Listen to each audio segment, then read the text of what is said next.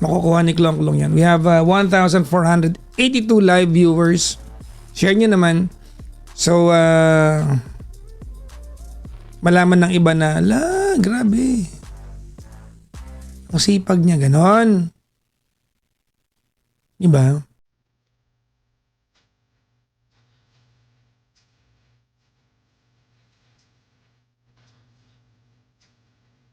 Di ko alam kung kakain pa ako eh. I don't know if I'm going to eat something.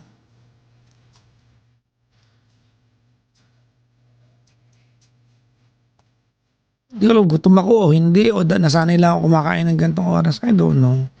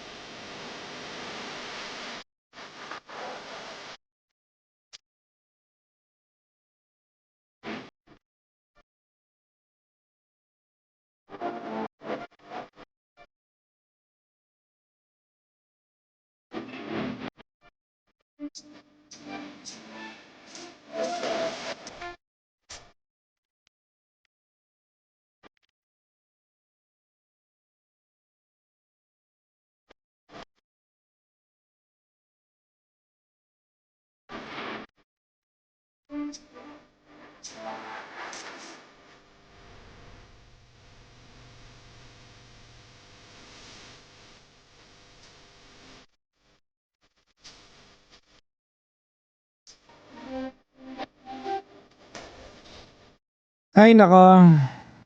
Alam nyo, nagtataka kayo sa akin bakit? Papa Jackson, ka na naman, naka-live ka na naman. Iba kakauwi mo lang, tiyaga mo naman.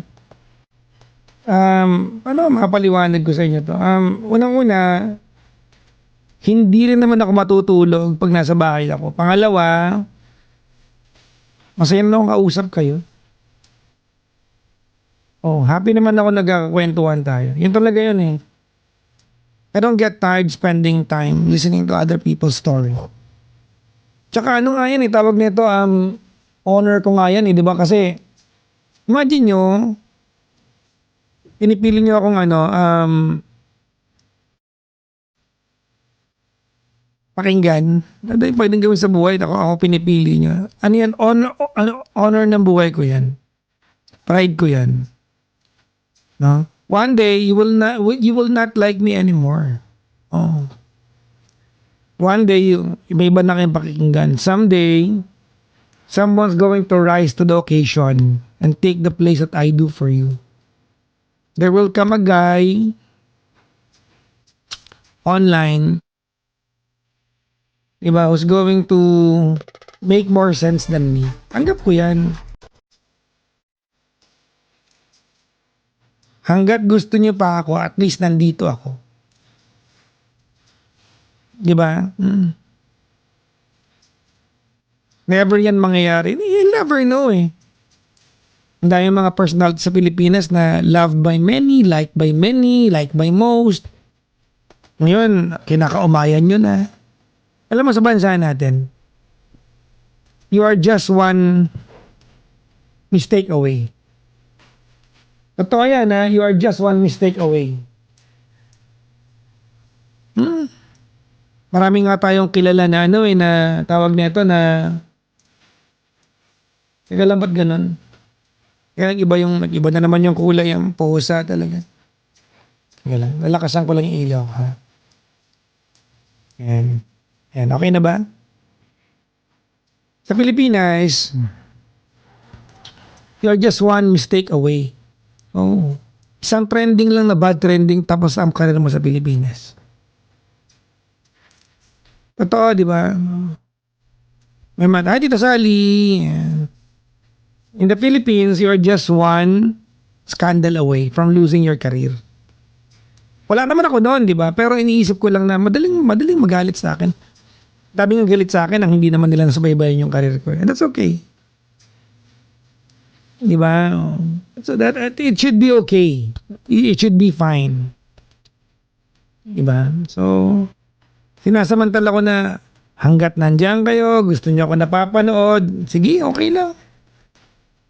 Di ba? Hanggat may lakas. Kanina kausap ko si Gandang Kara, At ang usapan namin, sabi niya, magla-live ka pa? Sabi ko, sinasamantala ko lang na gusto ng mga tao nakikinig pa sa akin. One day ayaw nyo na sa akin. Yan ang katotohanan ng buhay. One day, you wouldn't like to be hearing my voice. At ayoko pag-isiyan na sabihin ko sarili ko na, dati nung gusto nila ako, hindi ko sinamantala. Diba?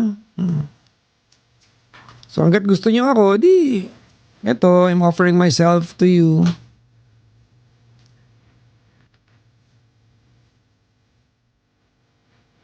Natutuwa lang kasi karamihan sa inyo, totoo to ha, karamihan sa inyo,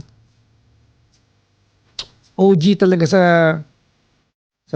pag-support sa akin. Yung ang tagal niyo na nakikinig. Yung ganon level. Karamihan sa inyo yung kunyari lang naman ako na yung naiinis ako pag sinasabi niya bata pa ako, nakikinig ako. Hindi naman totoo yun. Actually na-appreciate ko yun, di ba? Kung may pinalaki ang sex ba, may pinalaki rin ako sa inyo, no? Dapat nga buwisan ko yung mga sweldo ninyo. Marami dyan yung nag-review sa board exam, bar exam, sa akin nagpagising. Well, you tell me this, I don't assume this. So ano yan, honor of my life yan. Konti lang na makakagawa nun eh. Konti lang ang makakagawa nun. Konting tao lang ang makakagawa nung o makakaranas nung binigay nyo sa akin. Konti lang. Diba? O, hindi lahat makakaranas nung pinagkaloob nyo sa akin. Totoo. Hindi lahat. Nag-radyo ako, nag-TV ako, sinuport nyo. Umalis ako sa radyo, bumalik ako sa ibang istasyon ng radyo. Hindi nyo ako kaya iniwan. Diba? Nag-concert kami ni Gandang Kara. Hindi ako singer ha. Yan, si Tita Sally, singer yan. Hindi ako singer ha. Napuno namin yung music museum. Sino makakagawa niyan? Diyos ko po. Diba? Nakailang concert. Imagine nyo. Nag-Araneta Coliseum. Alam niyo ba yon? Several years ago, nag-ano ako, Araneta Coliseum. I think 8 years ago. You must have seen something sa akin. Hindi ako minsan tataka ako eh. Nakain itong mga to. Diba, mahal ako. Well, thank you. Ito malapit. Nag-online ako. Ito, nag-online ako ha.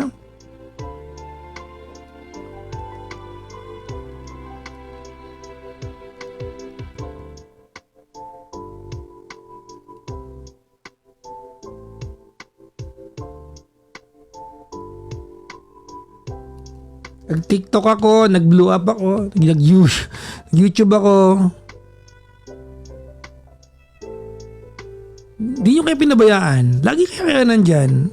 Diba? Kaya pag ganito, actually kaya diba kanina pag unang bungad ko, nagkakakanta muna ako. Kasi medyo pagod yung katawan ko. Kasi aga kong gumising kanina. Dami kong ginawa ngayon, nagpunta ako ng Dream Bike PH. Alam niyo ba yung Dream Bike PH? Bilihan ng mga quality na pre-love motorcycle. Ang may-ari niya, kaibigan ko. Nagpunta ako doon para bayaran yung balance ng niregalo kong motor sa kapatid ko. Kaya ako nagpunta ron. Hindi ako pinabayad. Ba't ba ako may career dahil sa inyo? Kinontent lang nila ako. Tapos, nagpunta ako sa Sec Moto Supply. Sabi ko, sponsoran nyo naman yung podcast ko. Sabi ng Sec, sige 3 months, go. Ito, bayaran ka na namin. Diba? Kausap ko yung Ultra Mega kanina. Ito, honest lang ako sa inyo. Yung Ultra Mega kausap ko kanina. Sabi ko, ma'am, mag-renew ba kayo? Yes, tuloy-tuloy tayo. Hindi tayo magtitigil. 3 sponsor ko. Ay, meron pa yung Venus Live Air. Yan, itong kamerang gamit ko, guys. Yung kamerang gamit natin, Venus Live Air yan. Diba? Yan, napakita ko sa inyo sa live, sa TikTok. Pakita ko sa inyo. Yan. Nakita nyo, yan. Yan ang Venus Live Air, guys. Sponsoran tayo ng ng Holy Land.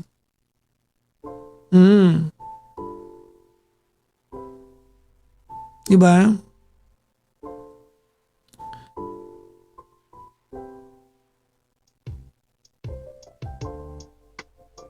May kausap pa akong isang product, yung Kobe. Sabi nila, sige, aralin namin kung pwedeng mag-sponsor sa'yo.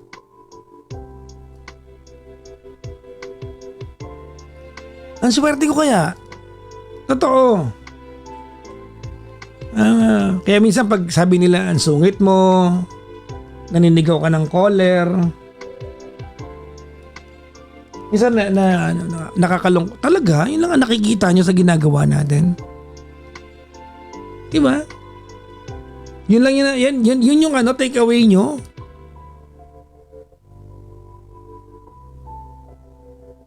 Sabi ni AJ Lariosa, ako ng elementary nakikinig. So classmate ko nung elementary yan, kalabang ko yan sa honor roll. Yung nanay namin dalawa magkaaway kasi magkaaway nanay namin dahil nagpapaligsahan yung mga anak, kaming dalawa yon.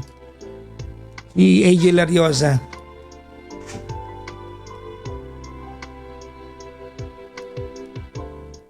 Classmate ko nung elementary yan.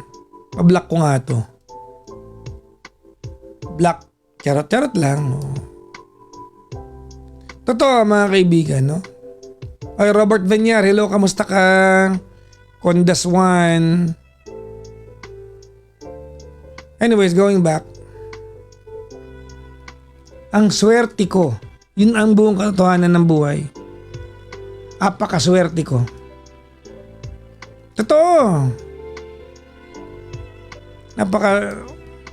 Sino makakaranas ng ganitong karir?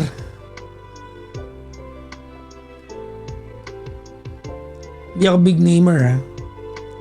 Pero isang araw, madya mo kilala ako ng isang vice ganda para maging laman ako ng joke niya. Nakita niya ba yun, yung ginoke niya, yung, di ba?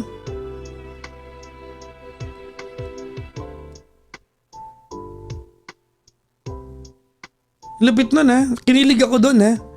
Yung kilala ka ng isang vice ganda. Para alam ni Vice ganda yung mukha ko. Although magkakilala kami ni Vice. Nung nakita kami last time, kinausap ko siya na masinsinan. Kasi, ikakwento ko sa inyo to. Cute tong kwento na to. Nung naghurado ako sa Showtime, a long time ago naghurado ako sa Showtime, natanggal ako agad. Alam akong talent, di ba? Mag-judge lang eh. Parang feeling nila ko, hindi ba complete package siguro. Na-vote out ako. Di ba? Yung brand ko nun, hindi naman ganun kalakas. Di ba? Botohan yun eh. So na-vote out ako. Kabatch ko si Ryan Bang, si Ate Kay, si Karil. Kaya magkakilala kami ni Karil hanggang ngayon. Si Ate Kay tawag ko sa kanya. Ate tawag ko sa kanya. Si Ryan Bang, si Ate Kay, si Karil. Nung panahon nililigaw siya ni Yael. Andun ako noon, nagbigay ng flowers si Yael. Andun ako noon. Ako yung hurado noon. Ang taba ko pa noon. Sino ba yung kabatch ko noon? Sino ba yung mga kasama kong hurado noon? Si Juris yata. Parang ganun eh. Si Juris ng MYMP.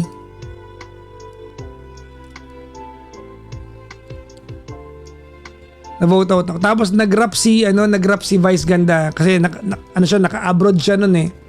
Nung last day ko doon. Meron siyang rap, parang magpapaalam siya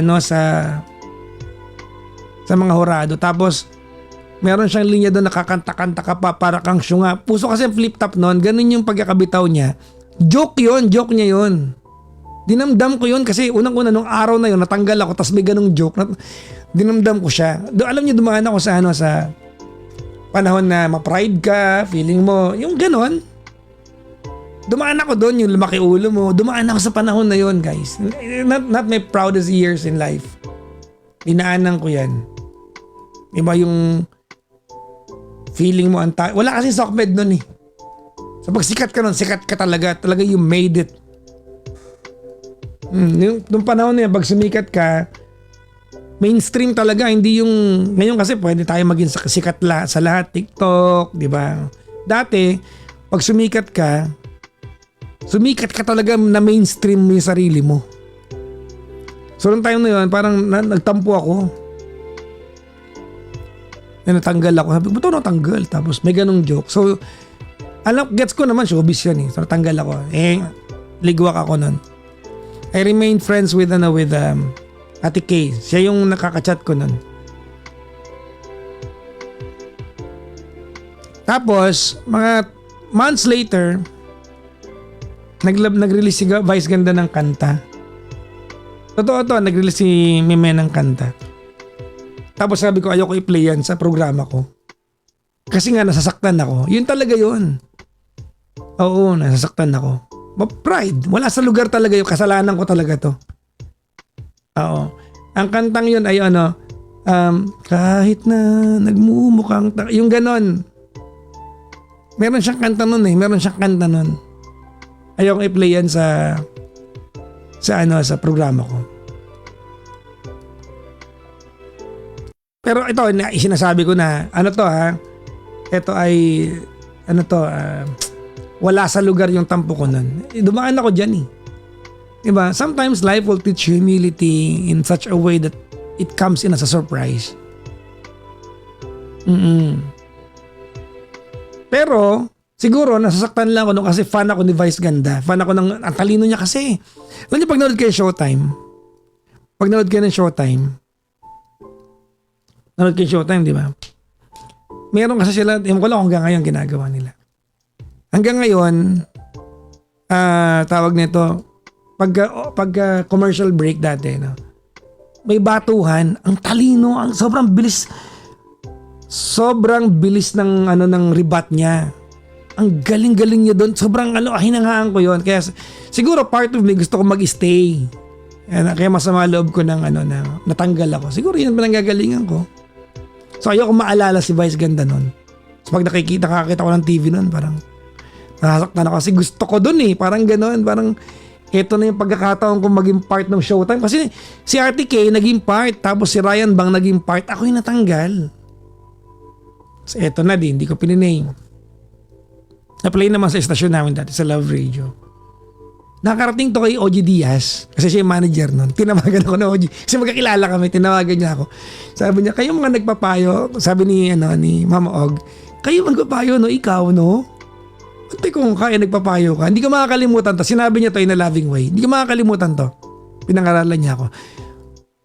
So, yun, kumbaga nahimasmasan ako. O nga, no? So okay na ako. Pero syempre, there's no way for me to apologize na ganyan. Wala man akong ginawa talaga. Yun lang naman. Ako on my own lang. So yan yung part na yun. Years later, ito yung cute na kwento. Years later, in-invite ako ni Ate Kay sa parang karaoke club niya sa BGC ata or Eastwood. Meron siyang tinayo doon na pre-pandemic eh. Oo. Tapos ang tanong ko kay Ate Kay, pupunta ba si Meme? Yun ang tanong ko sa kanya, pupunta ba si Meme? BGC ba yun?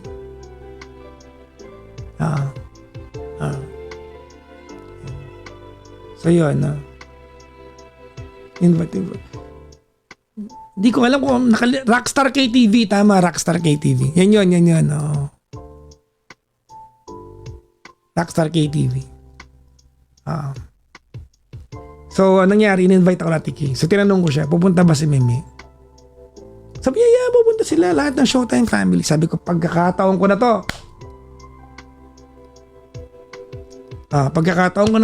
So, inantay ko. Dumaan lang talaga ako, inantay ko dumating si Meme. Tapos, nung nakita ko siya, hello po. Uy! Sabi niya, Papa Jack. Kilala niya kasi ako. So, hindi man nakakalimot yun eh. Sabi niya, Papa Jack! Sabi ko, pwede pa kita machika? Saglit lang. Ganon. Ginaswal ko lang. Sabi niya, yes. Bago ako magpa-picture sa'yo. Totoo to ha. Bago ako magpa-picture sa'yo. Magsasorry lang ako. Sabi ko sa kanya. Saan? So, clueless siya. Oo, clueless siya. Sabi niya, saan? So, sabi ko, oh my God, bit ko to na maraming taon. Tapos, tawag nito, hindi clueless pala siya. Sabi ko, sabi niya, saan? Nagtampo ako nun sa iyo eh. Tapos hindi ko plinay yung kanta mo. Kailan? Sabi niya sa akin, matagal na. Sabi ko mga 7 taon na. Parang ganun sabi ko. Parang ganun. Nagbanggit ako ng... Tapos sabi niya, sus ko! Ganon. Ang tagal-tagal na nun. Kalimutan mo na yun. Ginanon niya ako. Ay, alam niyo nakahinga ako ng maluwag. Sobra ako nakahinga ng maluwag. Kasi parang feeling ko, ano yun multo ko yun. Diba? Parang feeling ko multo ko yun. So yun. Ay, sabi ko, wow, sabi ko, okay na ako. Nakapag-sorry na ako. Nag-sorry ako ha. Oo. Nag-sorry ako, sabi niya. Okay lang, selfie tayo. Kaya meron akong, di ko alam kung nasa Instagram ko yung kung na-post ko yun. Meron akong selfie nakasama siya. Yun yung gabing nag-sorry ako sa kanya. Mahahanap niya naman yan sa IG ko yata. Yun yun. Sobrang saya ko nun. Not for anything else. Kasi yung palang akin pala siya. Yung wala naman pala nagdala sa, di ba? Kumaga parang ako lang pala yung may bit-bit ng kinabahan ako na unwarranted yung tampo ko. Those are one of the few things that life taught me a lesson. Yung mga ganon, no? Oo.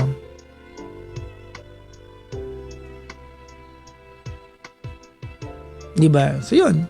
Mga dadaan ka dyan Alam mo, nakinimkim mo. Hindi ko na makinimkim. Na-guilty ako. Yun. Alam kong fault ko yun.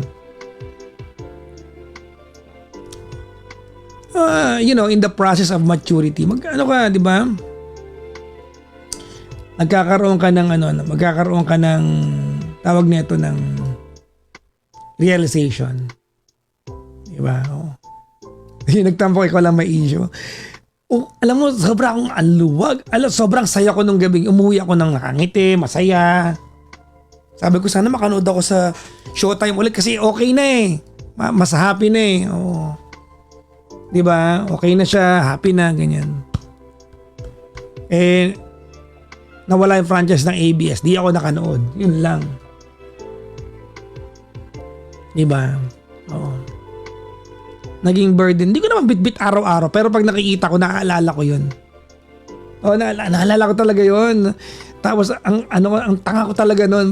Di ba, kumbaga parang showbiz ba't, di ba? Oo. Di ba? Showbiz Dadaan ka talaga sa ganon. Diba? Dadaanan mo yun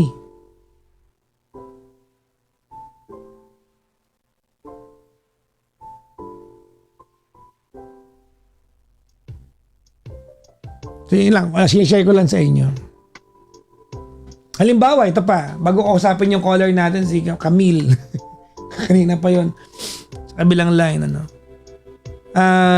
tawag nito? Yung umalis ako sa kabilang istasyon. Feeling ko talaga nun, kawalan ako. Yun talaga yung, alam mo, life will teach you, life will humble you down talaga Feeling ko talaga nun, kasalanan. Hindi ako hinabol. Hinabol ako once, tumalit ako ulit. Hindi ko ako hinabol, na-offer back ako. Maras ako ulit, Maraculyo, ganyan, and what not. May katwiran ako, but I should have done it better. Parang, marirealize mo Kasi years later, yung boss ko doon na tinuring kong tatay, kaya pala ako nagwawala nun kasi ang tingin ko sa kanya parang tatay. So lahat ng gagawin niya, sobrang sensitive ako. Diba? Lahat ng gagawin niya, big deal sa akin kasi ang tingin ko sa kanya tatay Yun.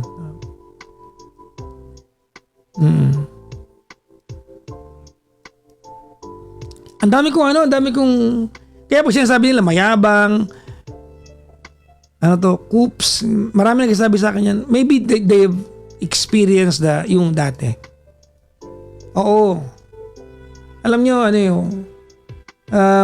money and fame can do something to you, make you discover a part of yourself that you never thought existed. Totoo yan. Kaya ako sinasabing ang swerte ko kasi ako, naka-recover ako na nandiyan kayo.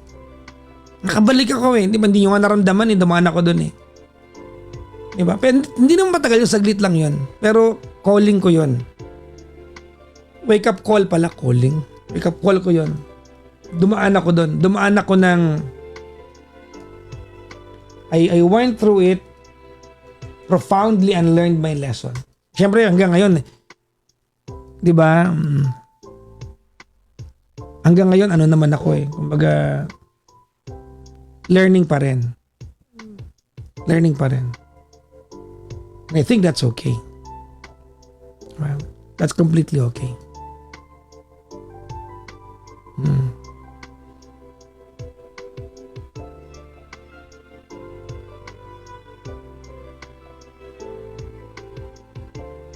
Kita nakita mga kwento ko, no? Kita, ang kita, ano talagang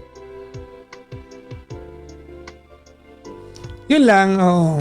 But I remain friends with a lot of people in the industry. Masaya kaya makarealize. Alam mo, yung pag sinasabi ko yung halimbawa, yung pag may pinapayuhan ako na, you know, admitting to your mistake, di ba, is the measure of your humanity. Totoo yun. Pag sinasabi ko kasi ako, personal dumaan ako doon Di ba?